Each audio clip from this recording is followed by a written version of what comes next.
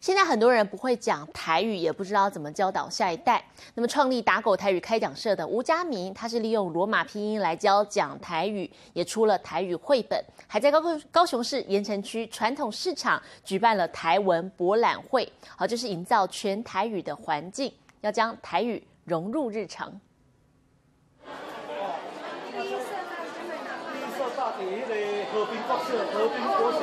一看到有教讲台语的地方，家长好开心，要问个仔细。因为坊间一堆补习班讲授台语的还真罕见，而这也是吴家明要举办台文博览会的原因。因为过去一般台语也是讲台文不是互看衰，无就是大家唔知影台语的字到底安怎写。咱伫遮就是想要甲过去咱讲台语迄个音景吹转来。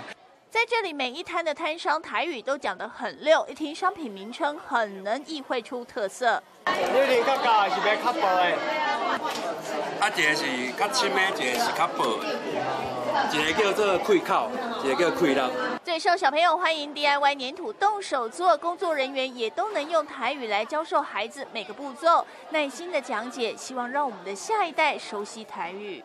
这是云，这是魂。因为阮都是伫厝拢讲台语，所以老师来用台语甲阮教，阮颠倒搁较亲切。那一摊用罗马拼音刻出自己的台语名字，对很多人来讲实在好新鲜，因为讲惯了国语，还真不知道自己的名字台语要怎么念。就连住在台湾的日本人也来体验。搬过来高雄以后，我发现高雄人比较喜欢用台语卖市场找市场的时候。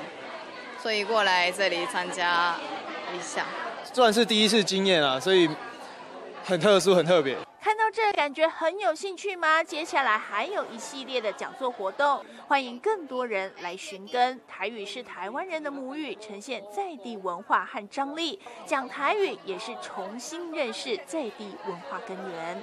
民视新闻郑兆所高雄市报道。